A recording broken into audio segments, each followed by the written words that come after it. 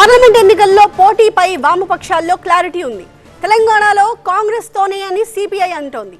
తెలంగాణలో పోటీ కోసం మొత్తం 5 ఎంపీ స్థానాల్ని ప్రతిపాదించింది సిపిఐ. ఒక్క స్థానం ఇచ్చినా కాంగ్రెస్ కి సపోర్ట్ చేస్తామని సిపిఐ చెప్తోంది. 5 స్థానాలు వరంగల్, ఖమ్మం, నల్లగొండ, పెద్దపల్లి, భువనగిరి. ఈ స్థానాలపై సిపిఐ ప్రధానంగా ఆసక్తిగా ఉంది.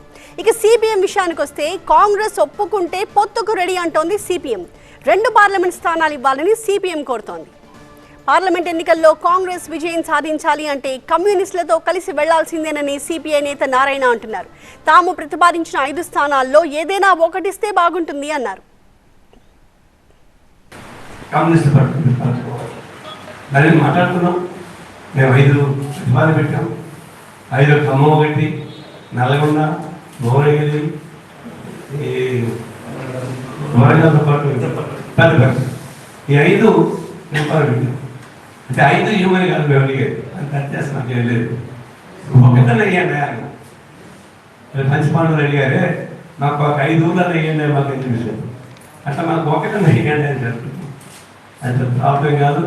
అది ఇవ్వడం ద్వారా ఈ రాష్ట్రానికి గొప్ప విజయం సాధించి దేశం మొత్తం కూడా ఇండియా కూటమికి ఒక ప్రభావం ఉపయోగపడుతుంది చెప్పేసి నేను మాట్లాడుతా ఉన్నాను. ఇక తెలంగాణలో కాంగ్రెస్ తో 2 రకాల వ్యూహాలతో ముందుకు వెళతామని చెప్తోంది సిపిఎం.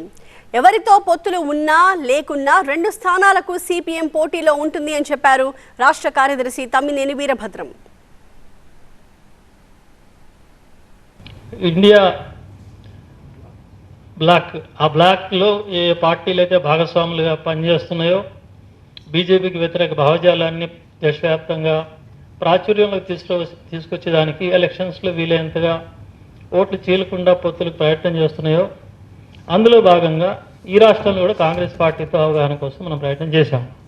ఈ పరిస్థితుల్లో కాంగ్రెస్ పార్టీ యొక్క వర్గ స్వభావాన్ని దృష్టిలో పెట్టుకొని కాంగ్రెస్ పట్ల ప్రజలకు మూడును కూడా దృష్టిలో పెట్టుకొని 2 రకాల ఎత్తుగడలు మనం అనుసరించాల్సిన అవసరం ఉంటుంది భవిష్యత్ కాలంలో కూడా.